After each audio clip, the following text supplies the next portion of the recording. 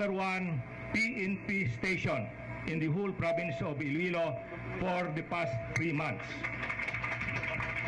Thank you, Mrs. President, for the street lights that you have provided us from Pavia, Iloilo City boundary up to the entrance of the airport at Santa Barbara. Kasi we have to divert about 550 cubic meters per day.